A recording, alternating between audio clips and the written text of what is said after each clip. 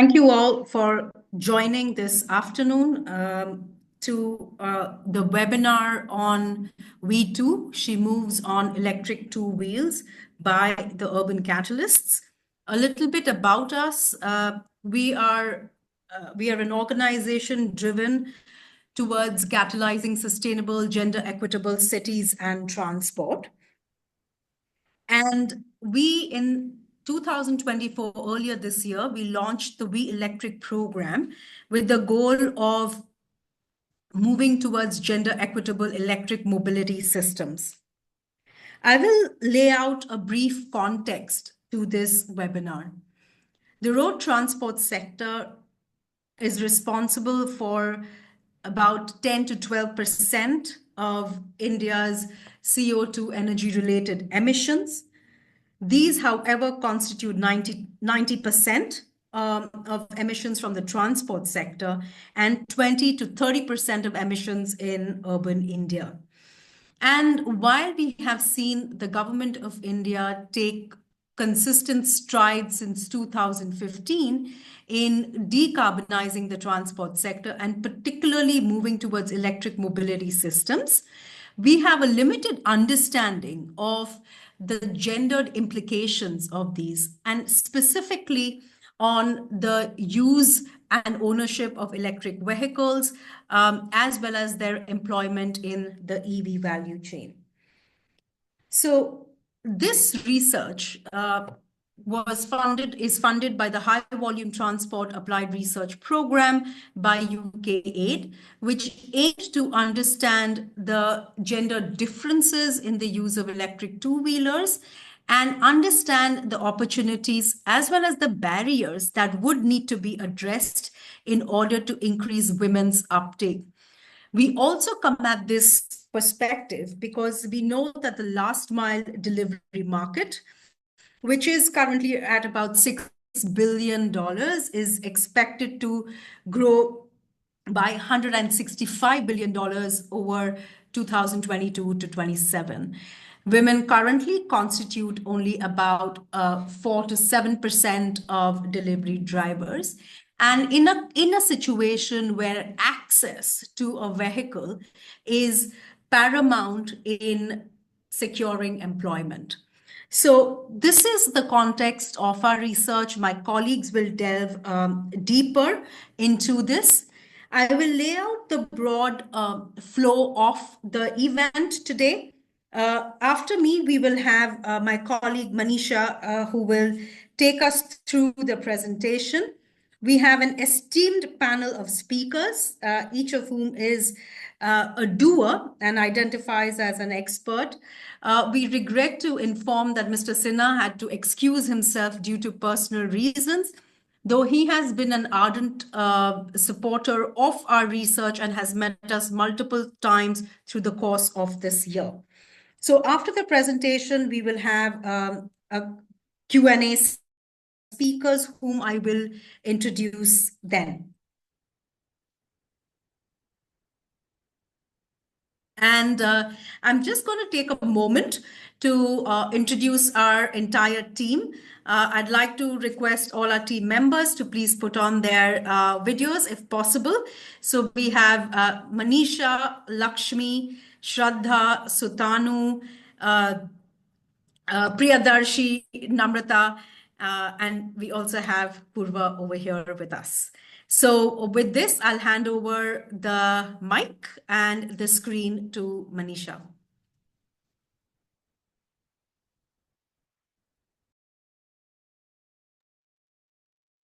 Thank you, Sonal. Is my screen visible to all of us? All of you? Yes, it is.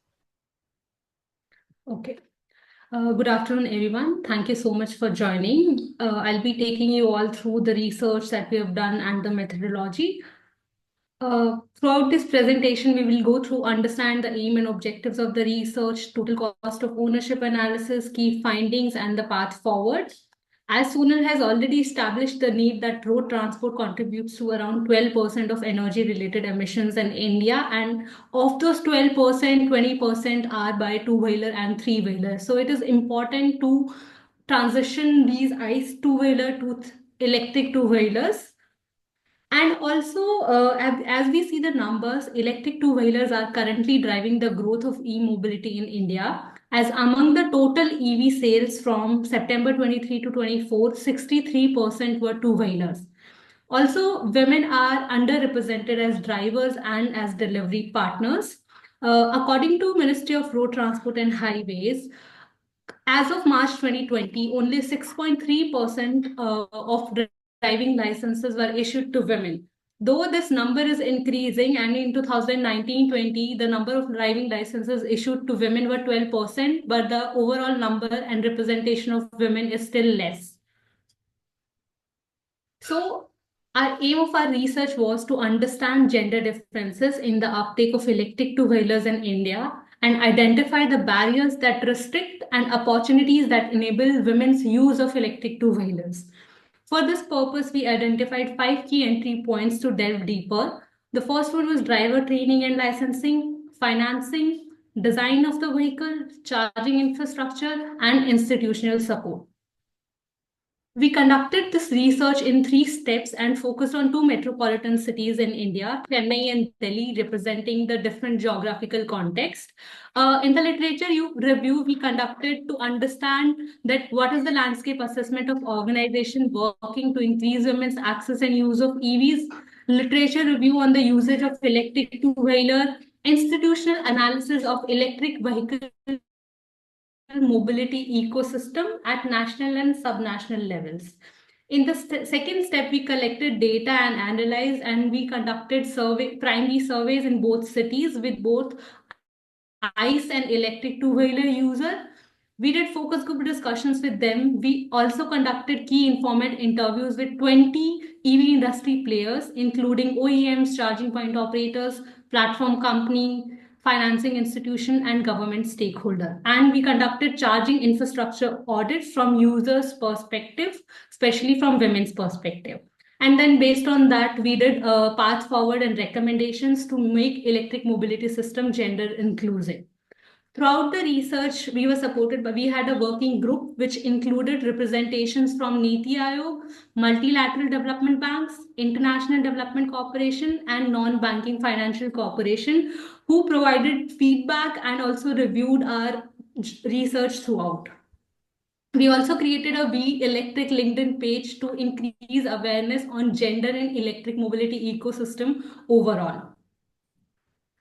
For this research, we have identified 2 user groups. One was personally workers. We focused on the workers or employees who have a fixed place of employment. And the other is commercial workers, where there is no fixed place of employment. These workers make multiple trips throughout the day, such as Swiggy or Zomato delivery workers. For charging infrastructure assessment framework, we developed a framework based on 4 indicators and 23 attributes, and these indicators included ease of locating charging in station, safety and security, charging infrastructure, network connectivity, and amenities.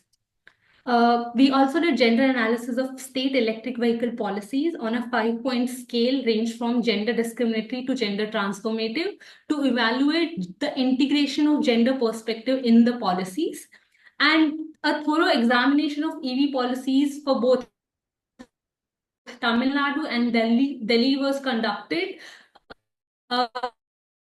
based on the key areas such as the gender. Was start with analysis. We found that men are predominantly whereas women, in addition to food delivery, are more involved in home services such as urban company. Women also found to participate more in non-products, medicines, or specific items like Yakult. We found that male commercial users work around more than 2 hours more than women and also earn 10% higher than women commercial users.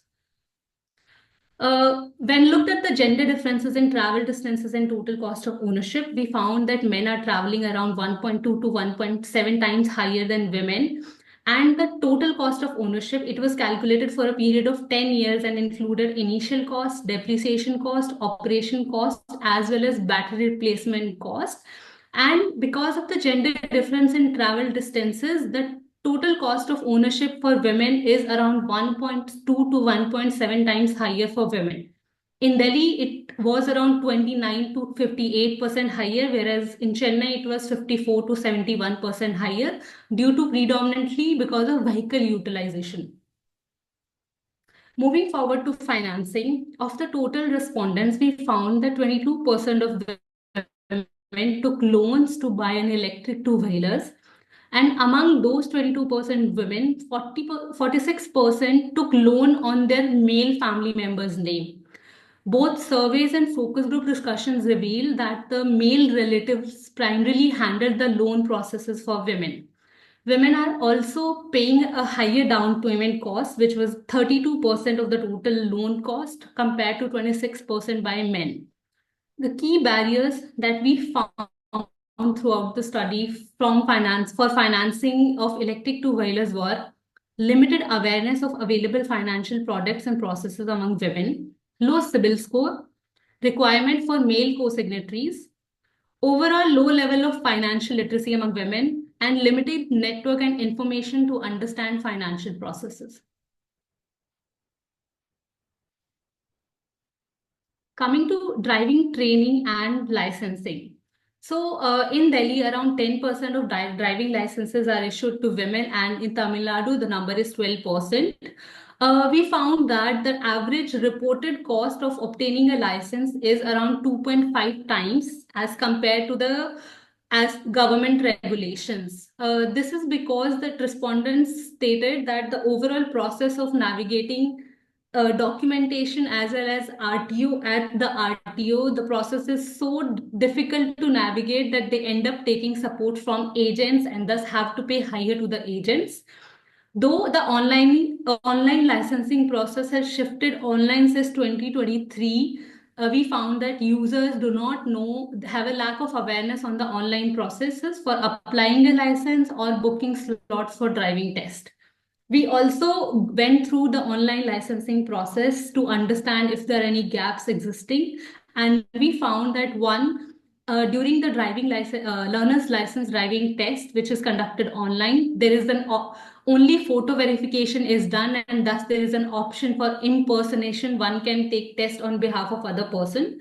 And the second is there is a video tutorial that one can see before the learner's license test, but that video doesn't provide any information on road signage or traffic rules.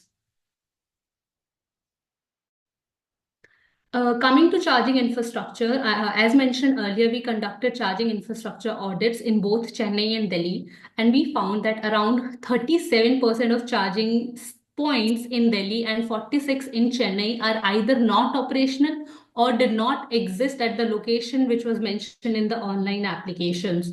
Therefore, at an aggregate level, this would imply that in Chennai, there are 445 electric vehicles for one charging point, and in Delhi it is around 103 EVs, which is in comparison to global 6 to 20 EVs per one public charger globally is very high.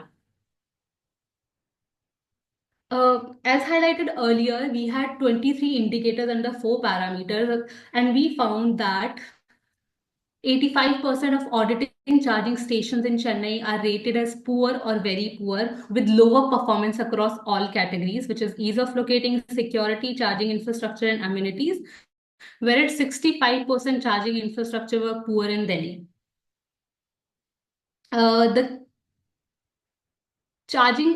Looking at the electric two-wheeler user experience, we found that the primary location for charging is at home for both personal and commercial users, and 25% of commercial users and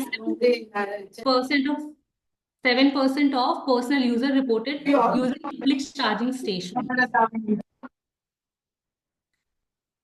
We found that men prioritize affordability and presence of functioning charging points, whereas women prefer safety, accessibility, and quality of charging point. Women are also found to be concerned about how to use charging stations and safety at these locations and longer waiting time, which they feel attract unwanted attention. The key issues identified were one, though there are multiple applications available to look at the charging point location. However, they have outdated information.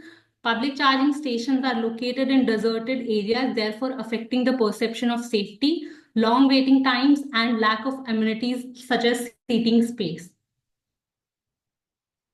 We also inquired about the design of electric two-wheeler, and we found there's a huge issue with the post-sales support because of the lack of electric two-wheeler technicians. There's also limited availability and affordability of spare parts in the local market. ICE two-wheeler users are concerns about the battery integrity during urban flooding in cities, especially in Chennai. Also, there are concerns around lightweight of the vehicle, but those are being addressed by through technology in electric two-wheelers such as reverse assist. Both lightweight of the scooters was appreciated. However, ICE users are concerned about stability and skidding of these electric two-wheelers at a higher speed. At the institutional support, we found that users will need information on total cost of ownership difference between ICE and electric two-wheeler, information on financial products, support in obtaining a license, and information of charging infrastructure. Based on these findings, we have identified our recommendations at state level, central level, as well as for the EV industries. This is the path forward to make transition to electric mobility gender just. For central government, we say that Niti Aayog should conduct a research on gender differences and similarities in the ownership and use of electric two-wheelers in India. This is impacting the uptake of electric two-wheelers and how the ecosystem could address these barriers faced by women. In 2023, the Ministry of Heavy Industries was identified as a nodal agency for formulating business rules related to electric mobility. It created a multi-stakeholder EV task force to address different aspects of transition to electric mobility. So we recommend that Ministry of Heavy Industries convene a working group for gender just transition to electric mobility, and they could focus on both EV and electric vehicle supply equipment value chain from both employment perspective as well as in the uptake of electric two-wheelers.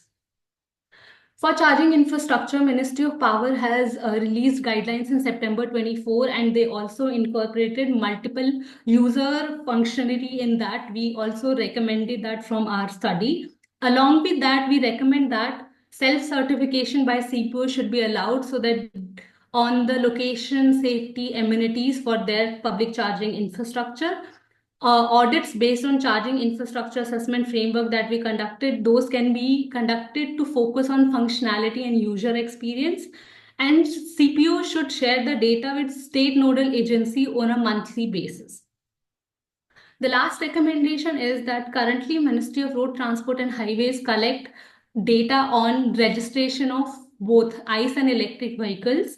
We recommend that data needs gender aggregatedly, and they should be tracked and published on the Vahan portal, that is by Ministry of Road Transport and Highway. This can be done by updating the Form 20 that all the vehicles needs to vehicle owners needs to fill. Coming to the recommendation for state level government and EV industry, at state level, we recommend that electric vehicle policy should be reviewed and revised to make them more gender responsive. These needs to be taken care by the state nodal agencies identified, and the licensing process needs to be strengthened, and there is a need to promote awareness of the online application procedure for licensing. This recommendation needs to be led by state transport departments. And EV industry can provide institutional support to women commercial users. We will delve into deeper now in the next slides. At state level, where we are recommending review and revise state EV policy, we recommend that gender lens should be incorporated in the vision and objectives and targets of the policies. Targeted purchase subsidy can be provided to women for the purchase of electric two-wheelers.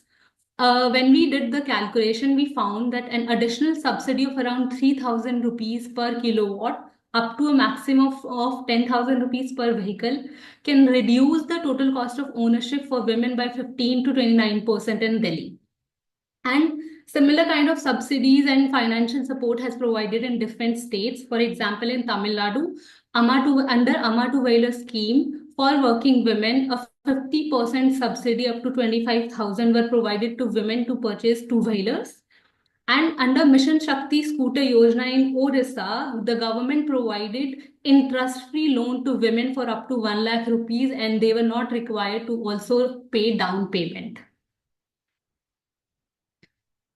A learning to earning subsidy should also be provided for women EV technicians and driving instructions to empanel private institutes.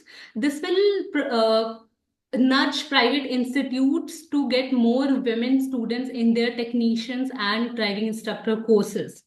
Tamil Nadu, government provides such kind of subsidy under the electric vehicle policy, and also Don Bosco Training Center along with Scaffler India provide free training courses to women for two-wheeler, three-wheeler, and electric four-wheeler maintenance courses.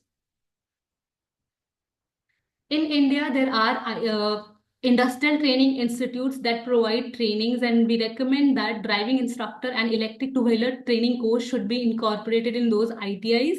This can be done in collaboration with the OEMs for placement support.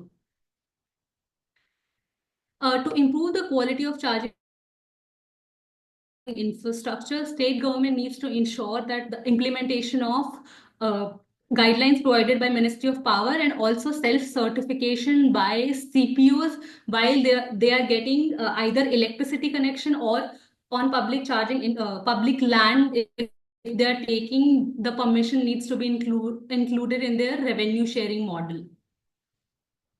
We recommend that gender experts should be included within the state EV cells so that for policy formulation and implementation support. Coming to the licensing, we recommend this needs to be done by State Transport Department, and there is a need to raise awareness on the online process for obtaining a license. Licensing processes needs to be strengthened so that it doesn't allow impersonation, and also a video on a video on road safety rules should also be updated on the portal. The other things include that there are a lot of resource poor women who do not have access to any laptop or a mobile phone application, that at the regional transport office level, an option can be provided so that they can take the learning license test online at those RTOs. And pilot test of women priority services at selected RTOs can also be explored. In the institutional support, we found that there are multiple organizations who are already providing support to women to increase their uptake and usage of two-wheelers at mobilization training, driving license, and asset ownership level. We recommend that gender-responsive mobilization strategies could be incorporated at the mobilization stage by either deploying female mobilizers for outreach, creating networks through community, or encouraging male workers to refer female relatives. At the driving training level, currently the driving training to women for two-wheeler and electric two-wheeler is provided along with the self-defense, soft skill, and employment-related training such as digital literacy. These driving trainings can include electric two-wheelers and also provide training so that women understand and operate their digital tools. They get information on various financing options with their respective pros and cons, and also they get training on repair and maintenance of electric two-wheelers. OEMs at the financing stage, there are financial products for women can also be develops. For example, Muffin is an organization which provides specific loans for purchase of electric two-wheelers to women at a lower interest rate. SIDBI has also conducted a SIDBI provided a demo to women before they decided to choose and buy an electric two-wheelers, and then also provided a loan at a reduced interest rate, which overall reduced their acquisition cost by 6%.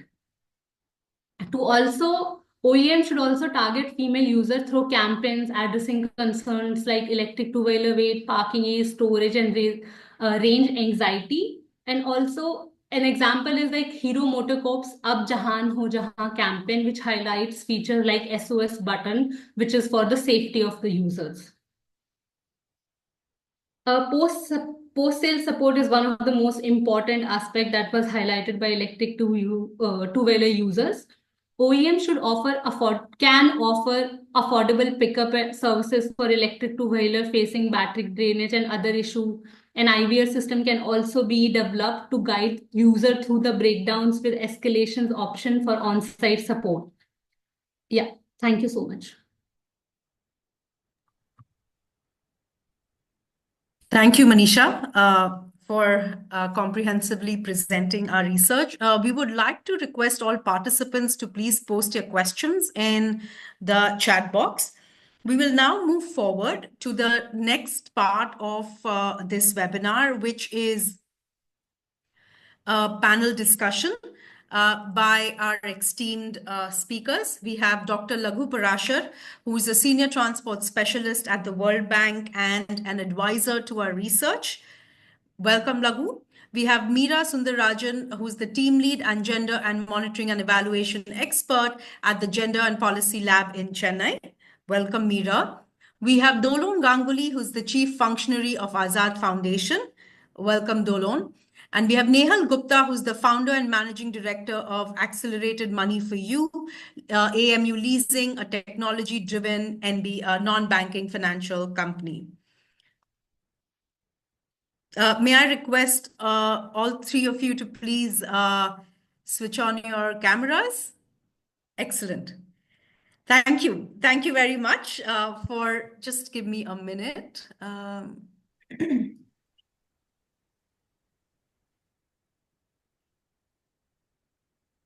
Sorry. Should we? Yeah. Thank you very much for joining us this afternoon and for taking the time. I will first start with you, Dolon. And, drawing from Azad Foundation's experience, very long experience, and on Women on the Wheels program, what do you think can be done to scale the number of women two-wheeler drivers while addressing challenges such as the shortage of driver trainers and the challenges in the licensing process? Because we do have a small share, what can be done at scale? Thank you, Sonal. And I must say the presentation was very useful to give the macro picture. Thank you for doing that. Very quickly, I think that bringing women in two-wheelers and particularly, and after that, two-wheeler training and then e-commerce industries. First, it's needed that the training opportunity for women, and there is investment in skill training. So whenever we were just from the NTL network, we were analyzing that new education policy, because there is a huge focus on vocational training in new education policy, which is a very, it's welcoming. We will all welcome it. It's very, very much required. However, there is no clear policy within that policy. New education policy framework that to bring women in this kind of non-traditional livelihoods like two-wheelers training. So whenever it's thought about that women's training or women's livelihood, it's always thought in a traditional way. That is that women will do swing, women will do papad, women will do pickle and all. Those are beautician and all. Those are important. I'm not saying that needs to be abandoned. Of course, those will go on. But along with that expansion of the training choices in bringing women in transport industry. That is one area needs to be done if really want to scaling up. And that needs to be done from the state, from the investors, from the industry, and of course the civil society organizations like us, whoever is involved with the transport industry. So this is one thing, the skill building. Second is that what you have already described, that the licensing and everything, because the women who come for the two-wheeler training and finally subsequent job, they don't have access to many time in this this smartphone or that kind of the particularly internet access. And the licensing website, many times, we do it, our faculty do it in Azad. We see that is many times is the server down and all. So we have this internet system, which is good, but we need to also have that, the regularity and the updated one, so that it is accessible to all. Thirdly, bringing women, one is a huge issue of the charging. Because the charging infrastructure in the cities where Azad is present in Delhi, Kolkata, Jaipur, and Chennai, and with partners, another 4 organizations like Ahmedabad, cities like Ahmedabad, Bhubaneswar, Lucknow, Indore, where everywhere we would see that there is, these days, it's very good that government is really putting focus on the electric vehicles, which is highly required. And they are making the infrastructure, charging infrastructure, but more on the buses and the cars, 4-wheelers. But 2-wheelers charging is a huge issue.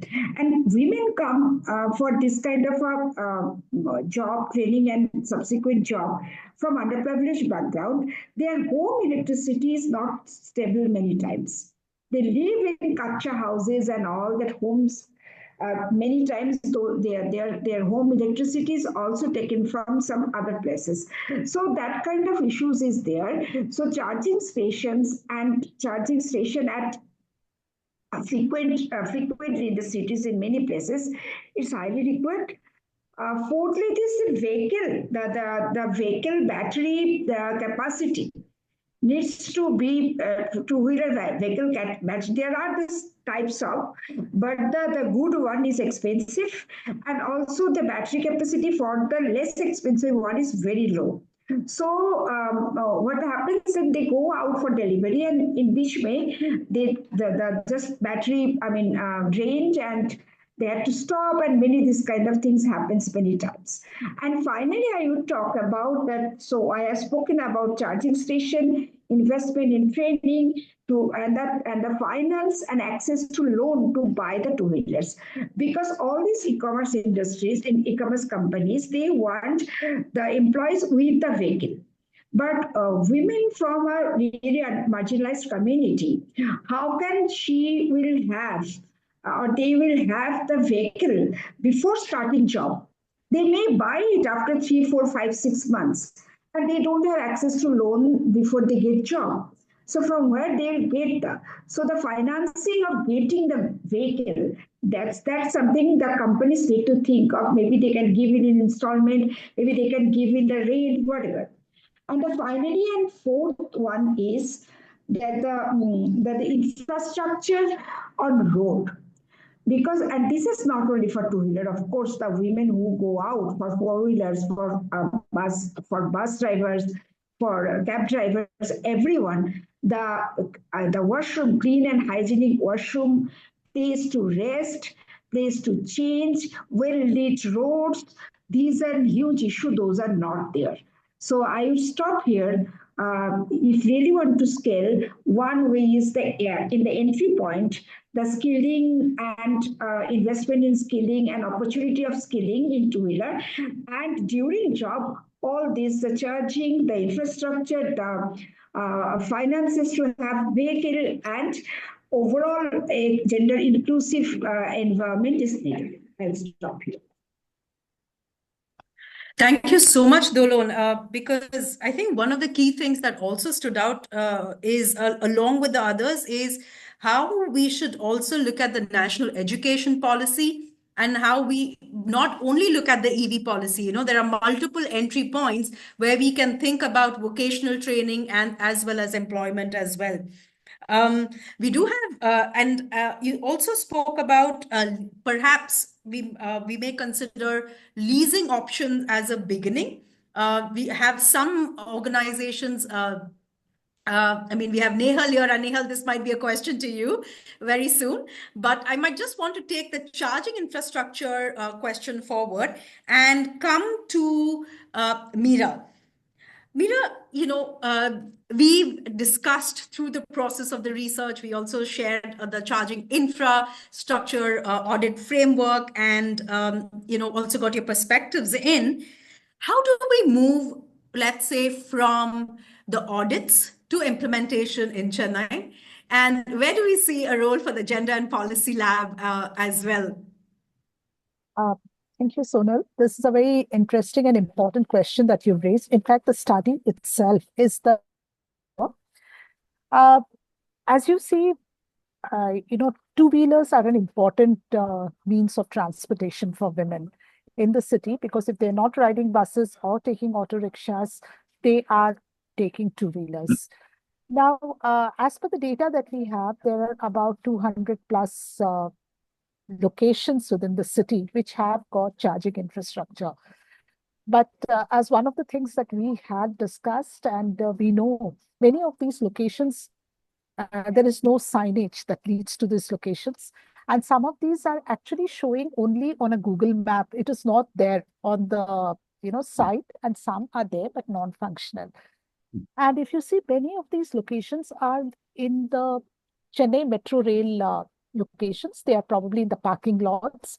And some of the locations say Chennai Corporation, but possibly the land is owned by the Chennai Corporation, or could be in some office, in a small office of the Chennai Corporation. So if we look at it, if we look at these kind of challenges that women face, I think one would be possibly to look at, see, as the Gender and Policy Lab, we engage with other stakeholders. And one of the stakeholders that we do engage with is the Chennai Metro Rail. And, they have a Jessie team, and we have been talking to them also about this. And we've been talking to them to say that, how can we make these, it's a small thing that they can do, but it will have a big win for the women. So we've been talking to them, and we've been telling them that, can you actually have good signages that takes to these, so that women know where it is. And if they are located in, say, a basement parking or something, some small things like, have like a water point nearby, or if another signage which tells you where is the toilet, and maybe post a security. Well, a security is useful not just for the woman who's charging her vehicle, but anyone who is in a, the parking lots tend to vary. Some parking lots are open, well lit, some are in the basements. So lighting plays a very important role in making a place appear safer and being safer. So I would say that these are some of the small wins. It's infrastructure which is owned by Metro Rail, Chennai Metro Rail, CMRL. They can easily do this, and it'd be good to actually work with them on this and see which are the stations where they want to do, do something, and also, make it clear, like, from which part of the road is it accessible, because without a signage, a metro station can be accessed from, 4 or 5 different points. So here is a woman with a vehicle which requires charging, and she does not know how to, how to negotiate this. So this is a very important aspect. And if you look at some of the locations which are owned by the corporation, I think that might be an easier win for us actually to see if that place is safer and it is made more accessible for women at any point in the day. So that would be something that's easier for us to do. But yes, this is something that needs to be done in tandem with different agencies, get a sense of where are all the locations and actually how many locations are there, because I have data which says 200 plus, but some are just repeats. So we have to actually look at the lat long and see where is it located. And then within that, see what can be done and do a thorough audit of those places and maybe look at the more vulnerable locations. There are some metro stations which are very busy throughout the day, but some are not so busy. So that the CMRL will be best positioned to tell us which are the locations which might be good for us to do. Thank you so much, Meera. And I think what I'm hearing from you is one, working in tandem with different agencies and potentially maybe starting with some of the public agencies, because in some cases they enter into agreements with the charging point operators. So that could be a starting point, and starting even with small steps that can show some progress and improvements. And perhaps maybe I'm thinking also, find if we were to find a way to increase outreach to women electric two-wheeler users, particularly commercial users, through maybe their delivery, through the delivery companies and so on. So maybe a lots to kind of look at from the supply side as well as the demand side, Yeah. right?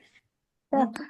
It would be actually useful to also involve the company, and maybe it's also good kind of an information in certain places which is made available, not just at at some parks or something, which says that these are your charging infrastructure.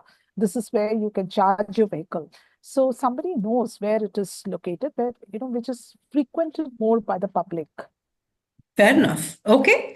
I'll now come to you, Laghu. What is the role that development finance institutions can play in this transition? I think we have heard from our research, and we've also heard from Dolon around the challenges related to financing. So, where do you see DFIs play a role? Yeah, thank you, Sonal. It's good to be part of this panel discussion. Uh, I was fortunate to be part of this study also and giving my small inputs in between, interesting outputs. As far as DFIs are concerned, irrespective of the World Bank or any other DFI, if I may say, on their behalf, as of now, gender provisioning and the compliance is the mandatory component of all our project design. Okay, it's not a choice. Okay? It's not optional for us, and you know, uh, it has to be part of the project throughout the project cycle. Okay, be it a design, be it monitoring, or be it implementation stage. If I may give the very specific example of the World Bank, in the World Bank we have a gender tagging compliance. Okay, and all our projects are eventually should be gender tagged. Okay, let me give you a very and briefly explain you what the gender tagging is. So basically, this is a compliance in the World Bank, which refers to a systematic approach to integrate gender consideration into the project design, implementation, monitoring, all the stages. So when we are working with the state or the national government or the city government during the project preparation or designing, the gender tagging will be integrated part of that. Even during the implementation, even during the monitoring will be there. There we go up to that level of extreme where the indicators in the project design have been kept, and even the few disbursements are also part of the subject to the implementation of those indicators. So, all I'm trying to say it's we deep dive it to that extent. So basically, World Bank employ a gender tagging. For each of the project, we have a separate vertical of that, and they review and audit the project, even the design stage, and evaluate whether a project is explicitly incorporate the gender-related goals and strategies or not. So these are the compliance which involve and demonstrate the project, conduct a gender gap analysis, a gender gap assessment, identify the action points to address those gaps, and include those action points into the project design, and indicator to measure the outcomes. That's very important. So it's not only integrating during the project design, how during the monitoring of the project those outcomes will be evaluated. So it's equally important. So the whole purpose and objective of this framework is to aim to basically to mainstream the gender in the development portfolio, advancing which is aiming towards the equitable opportunities, access to the resources, and benefit to the woman and of course the man and all the genders. So this is basically all I'm trying to say is this is a mandatory compliance for us. One of the live example is the Chennai Gender and Policy Lab, which Meera is now working there, and she's spearheading this all the entire Chennai multiple organizations across the city and all the gender aspects. And this is one of the outcome of Chennai City program, which World Bank is supporting as a part of our portfolio. Similarly, I saw in one of your slide, how the when it comes on new technology and very specific to your work, which was presented by Manisha. So when it comes on new technology, uh, I realized that women's perception and perceived risks about the new technology is higher than the men. Okay, and that's where which may influence the adaptability of particular technology, and this may also happen with the electric two-wheeler, which is seems it is reflecting. So, uh, while total cost of ownership is the one way, of course, some kind of a special incentives in the financing, some special or additional subsidy may help in bridging the delta, and which may affect and impact that in decision making or reducing that perceived risk. But at the same time, I believe that a lot of uh, communication is required, behavioral changes toward which leads to the behavioral change. Okay, so I think there are a lot of misconceptions also there about the technology. I think that kind of a communication is also required at that level. Okay, if you perceive this kind of a risk to achieve or to adopt this particular technology, two-wheeler technology, so what are the FAQs could be potential FAQs could be there, and what are the solutions and potential answers should be there, so that their risk perception can be reduced about the new technology. So I think that's where our purpose is, and in the financing, as I said, that we as a development institution, we integrate gender aspects very very deeply, and this and basically uh, keep pushing the envelope while designing the project with the client, with the city, state, and the national government. That's the purpose. So that's my brief, and I will be happy to take further question on this. Thank you. Sure. Thank you, Laghu, for highlighting this. I think um, addressing miscommunication or addressing what do you say, misplaced Misconception. perception. Yeah, Yeah. and how do we resolve or address these misconceptions is very, very critical as well. I'll come to you, Nehal, in terms of looking at financing and how are you at AMU working with women to increase their access to finance? And how are you addressing how can NBFCs more broadly, but address some of these entry barriers, right? That our research laid out and the one that Dolon also pointed out. So over to you. Thank you. Thank you so much. And it's been a very comprehensive last 1 hour. Lots of insights and interesting views from other experts as well. At AMU, like you've already mentioned, we're a non-banking finance company. We're regulated by the RBI, and we are focusing on adoption of electric mobility exclusively, where we provide vehicle financing and leasing within B2C and B2B markets.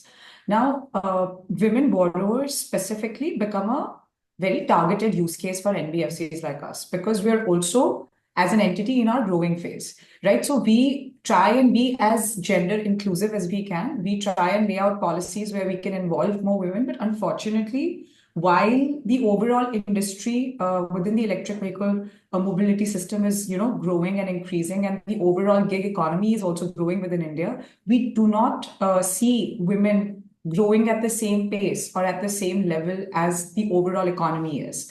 And a few reasons that have been laid out are obviously very evident, but the other ones that I would like to talk about within financing are largely the eligibility of such women borrowers. Because, as an entity, we have certain credit policies laid out. We want to only lend to someone who's eligible. But most of the women borrowers that we work with today are unfortunately new to credit. they don't even have a built credit score, which means that they've never got access to financing before. So working with customers like that become as risky as working with a male customer in the same category. Now, we may have certain, assumptions and biases that women are better at credit and they have better understanding and they have better management of credit. But the awareness part that Mr. Laghu was also mentioning is missing. Women don't know how to access credit. Women don't know what the terminologies are, what an EMI is, what a down payment is. Those levels, that level of basic terminology, basic understanding, how a principal amount is divided among 24 months, what is an EMI, what is a down payment, what is an LTV, loan to vehicle ratio, which we say should be 90%, 95%. Those terminologies, that basic understanding is lacking. And we at AMU did a specialized project with only women borrowers in Rajasthan in association with SIDBI and SEWA, which is Self-Employment Women's Association. So, we, I think, financed about 1,500 odd women borrowers in Rajasthan itself for TVS two-wheelers. Now, from a financing standpoint, our largest barrier was 70% of that base of women were new to credit, where we had to loop in a male co-applicant. That could be a spouse or a father. So the eligibility criteria becomes extremely tough. Of course, we had given it at a very subsidized rate of interest. Rather, we had offered 0% interest schemes to these borrowers. And even SIDBI was extremely supportive in subventing per unit. A certain amount was subvented to AMU, which helped us with our returns and our gains as a company. But because 70% of the base was new to credit makes me think that it's so underpenetrated. So the first level of understanding has to come from awareness, and then you bring them up to the base of getting them eligibility for financing from not just AMU, but other larger banks as well.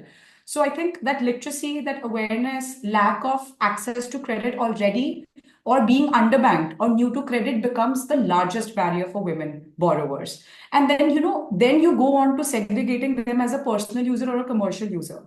First, you have to understand the eligibility at a very basic level. And from whatever we've understood so far, or the interest that we've got on our overall portfolio, we've done about 15,000 plus EVs, financing for 15,000 plus EVs, and only about 22% of our total base, it has women borrowers outside of the SIDBI program as well. And most of these borrowers who are women are not actually the drivers. It's their husbands who are the drivers, or their fathers or their sons who are the drivers. And they've taken a loan on the female's name because, they have a clean credit history, or they have no collateral, or they have no sort of security attached to them. So even if the case goes delinquent, men are not liable in any form. So somehow the ecosystem is made such, and it's so deeply penetrated in terms of men and financing and access to credit to only men, that our first level of unlocking is with awareness to bring the underbanked to the banked segment, and then eventually start cross-selling, offer different dynamic schemes that can help them uplift it further. And in terms of specifically the commercial vehicle space, like you rightly mentioned that in the presentation that Manisha was talking about, that, urban company, healthcare, domestic workers, these are the predominant areas where women end up using most of their time and, end up getting employed mostly, where the use of an electric two-wheeler is also limited. So if you talk of first mile delivery, last mile delivery, some kind of, other commercial segments, we see good uptake of electric vehicles. But outside of, say, urban company or a couple of other of these companies, outside of that, we don't see women wanting two-wheelers for their entrepreneurial gig or their employment journey. I mean, EVs or vehicles overall don't fit as part of their routine. So I think these are certain challenges where the entire value chain needs women, starting from OEMs to people who are selling it, to people who are driving it, to aftermarket support. So I think that entire chain has to be laid down very properly, and it has to address concerns like safety, awareness, access to jobs in these specific segments, etc. So I think that becomes very imperative. And from a financing standpoint at AMU, we are constantly trying to revise our credit policies. We're trying to be as gender inclusive as we can, being a woman-led company. That is always a priority and focus for us. But unfortunately, the last 2.5 years that I've been in this industry, the largest challenge is one, women are not confident enough to be able to come up and say that, yes, we want financing. And the largest cause of that is lack of awareness. So we are now with the Rajasthan scheme that we launched, we're trying to now hold local awareness campaigns that could be specific at vehicle dealerships. What I've understood is that the highest walk-in for a woman borrower in these scenarios would be at the vehicle dealership where they go and see the vehicle, they touch, feel the vehicle, they see what they want to buy. And I feel that is the most appropriate place to actually impart that kind of awareness and knowledge to women borrowers as to what the vehicle is, what an EV is, how is an EV different than an ICE, and what can be your earnings associated with this EV. And then alongside giving them financial awareness and knowledge that comes with it. So in fact, I was personally involved in one of these training sessions, and we saw how women had such basic questions. They were like, down payment kya hota hai? What is a down payment? We don't know. So those kind of things take time. And to see a major uptake or a great surge in or increase in this segment is going to take time, in my opinion, especially from a financing point of view. Thank you. Thank you so much, Nehal, for sharing. This is also very humbling, right, to hear from you. I think Dolon already has a hand up, so this is great. It's nice to have panelists discuss amongst themselves. Over to you, Dolon. Thank you, Sonal, and thank you, Nehal, for for raising the relevant points. I just want to come here. While somewhat agree with what you have raised, but my larger question is then who is responsible to make women, and also Mr. Parashar also said about this, that Dr. Parashar said, then who is responsible to make women aware about this financial world?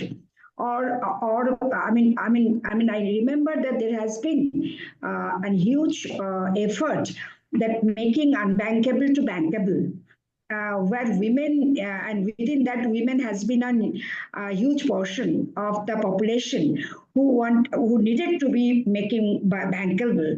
So making them bankable, or making them to understood that what should be the languages, that the processes. Whose responsibility this is? I'm just asking to ourselves, not anybody in particular here. To all of us. And here, just if you give me, once I have 2 minutes to screen share option, I'd like to share the framework what we use, because this needs a comprehensive approach. So because the issues are coming that one way that women are saying that women don't have access, and the access giver, like NBFCs, bankers, I completely understand that their concern is that women are not yet ready. So then the question raises that which, pehle kya hen pehle wo wala jo internal question comes. So if you give me 1 minute, is it possible that I share my screen? Dolon, we'll leave that for another day, as we would just like to have a discussion. Then quickly, I would just, verbally, I would like to share our comprehensive approach, what we use and we promote, and we request all in this business to use that. There is, we call it gender just skill education framework, where we talk about that engage with communities, where these all issues of making aware is coming, and engaging with them, and then transform them through transformative capacity building, where again just not technical training but also all this confidence building, going out, because historically women are excluded from this non-traditional livelihoods. So you have to have a transformative capacity building package, or which in our case is skill plus we say. Then you employ them in market, which again has been traditionally close to women. And when we say market, there's been a huge role of financing, because women can't come to market if they don't have access to vehicle. And then access to vehicle is not possible because they are not yet credit worthy. So this is this is a catch-22 situation. So someone will have to, all of us have to come together with this approach. And the final one is the retention of women in that market, which is very new for women. So that's something I wanted to present, that this comprehensive package of the framework of gender skill education can be one option. We can think throughout about this together. Sure. Thank you. Thank you, Dolon. And I'm just thinking aloud is whether Zip Electric, Dolon also leases electric two-wheelers and scooters. So perhaps that can also be a starting point to start with leasing, establish a certain credit history, and then move to ownership. I think there have been rural banks, for example, who are also exploring for a payment of phone records as perhaps an alternative to a credit score. So I don't know if some of these can be explored. So this is being done, if I'm not mistaken, by Mandeshi Bank for rural women in Maharashtra. So looking at alternative ways in which we can determine credit worthiness if and when one doesn't have a credit score. We do have some questions in the chat box as well. We have one by Nehal Gupta, Nehal, was that you only? Did you ask that question? Yes, yes. So my question was rather like, what is the uptake in OEM support? Because we're talking a lot from policy standpoint, financing standpoint, but you mentioned, Manisha mentioned a very valid point on the OEM support and after sales support, lack of training or service spare parts, etc., or lack of availability of those parts. So I just wanted to know that what does your research say about OEM support in this entire value chain of training the women and actually helping them get access to secondary market support or after sales support as well? Correct. I think there was a role for OEMs when we had the EV industry. We did have a role for the OEMs, particularly in the learning to earning framework as EV skill technicians, because they have a direct benefit due to the lack of skilled technicians. So there is that piece that we really saw. Secondly, I think you had also mentioned that dealerships can be dealerships, or as many OEMs call them, experience centers.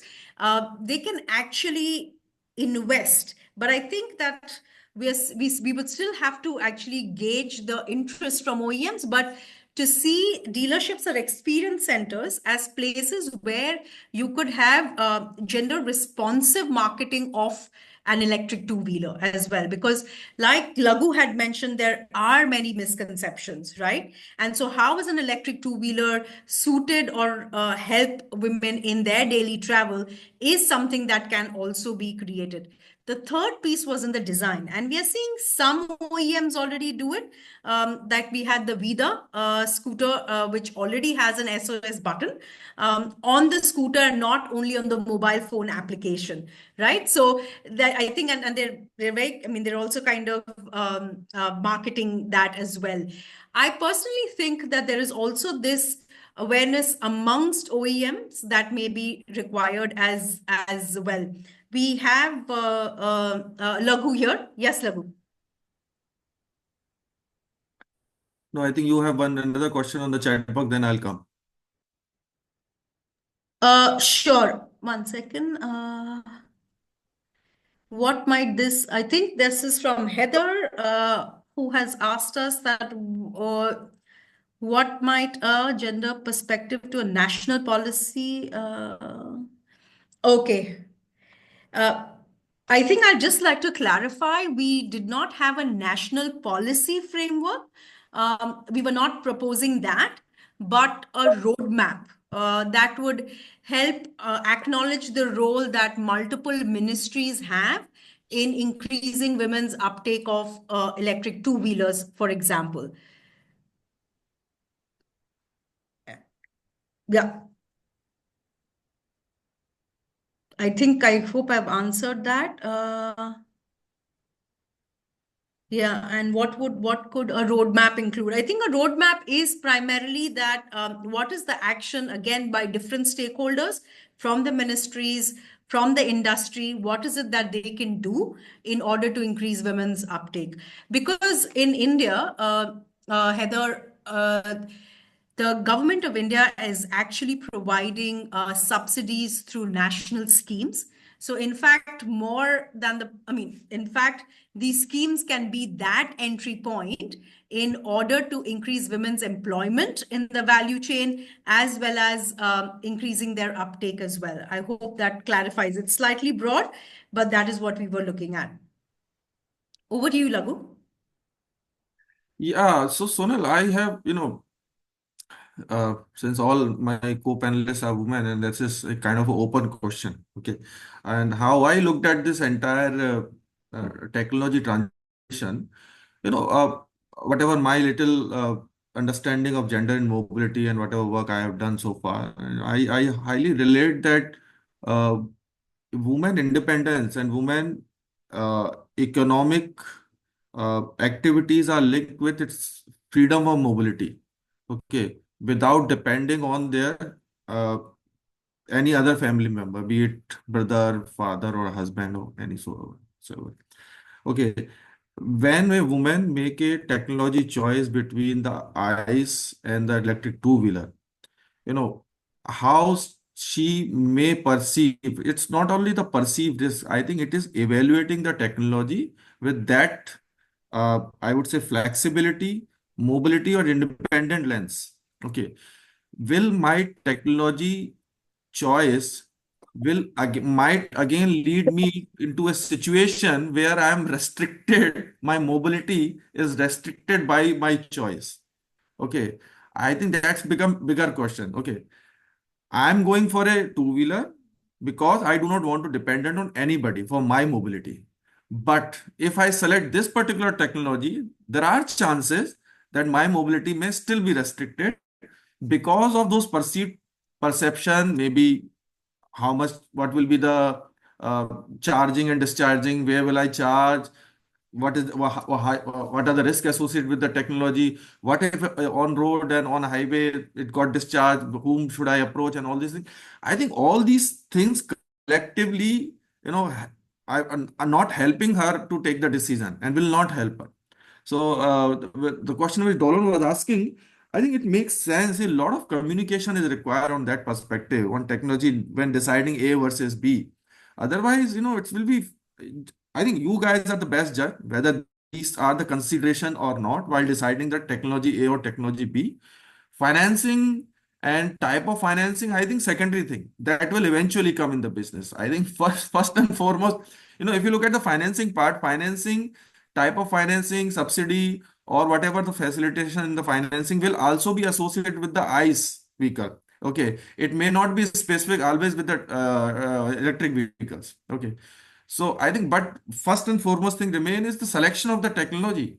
Oh, am I also getting into that loop from where I want to get out? Okay, just because of my choice. Yeah, so it's an open question for dialogue. Thank you. Sonal, I would like to just add another thing to the point Mr. Laghu made, that large part of technology choice is also not an independent decision by a female.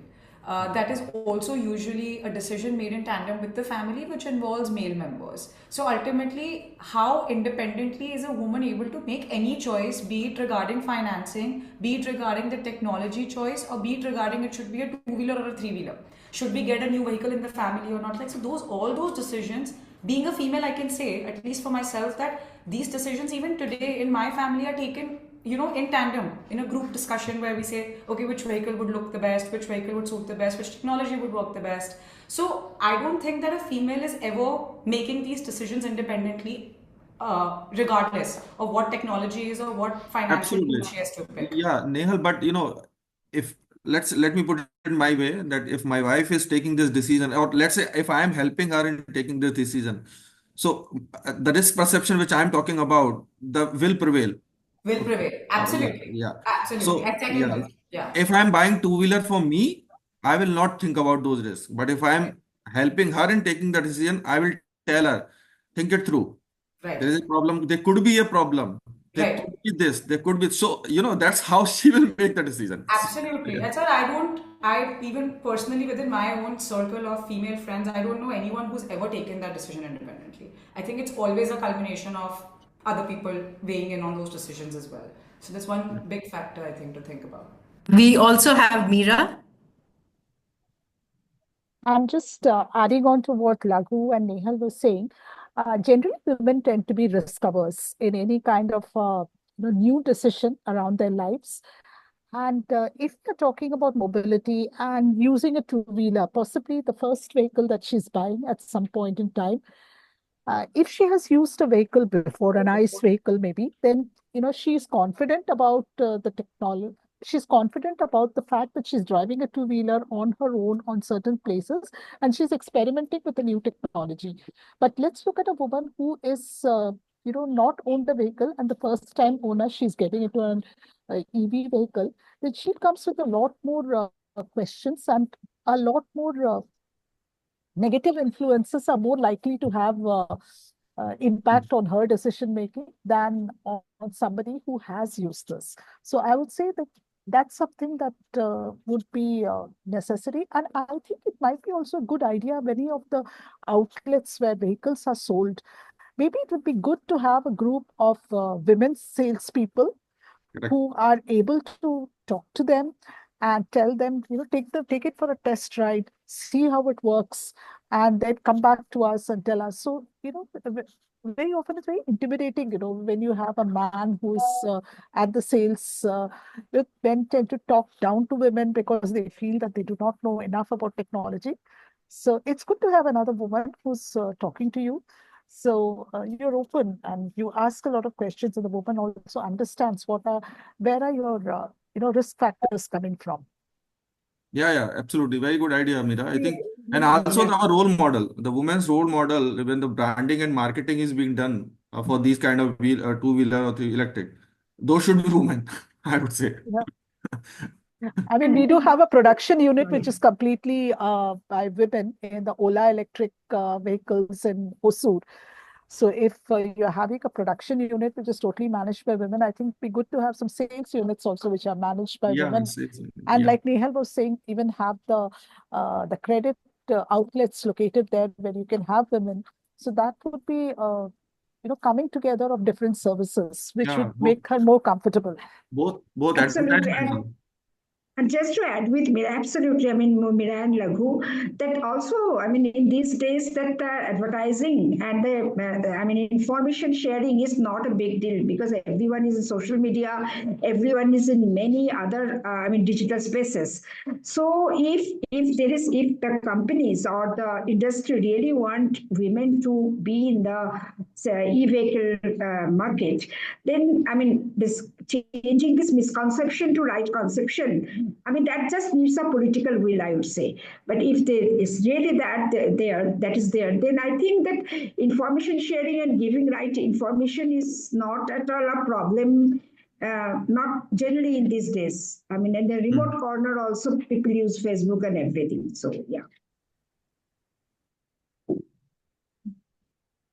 Okay.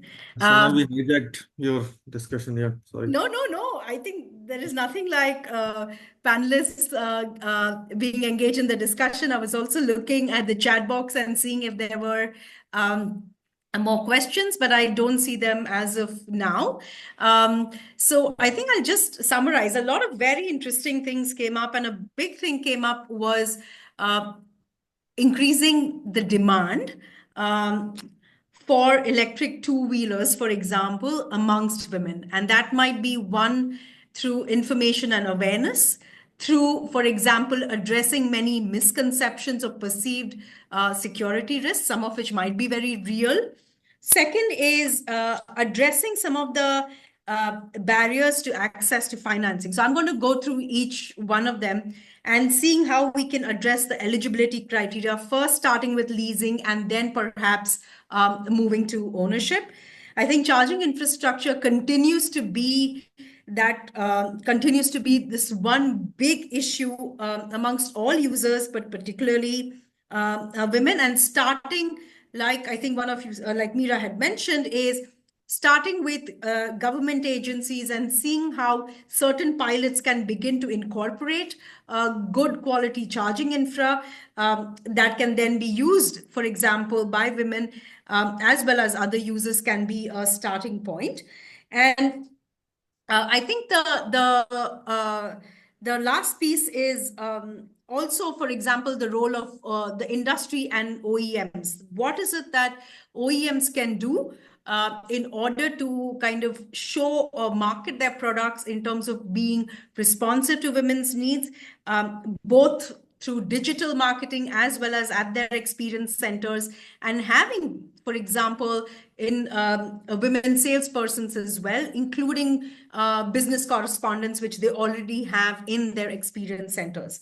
I think a lot needs to be done.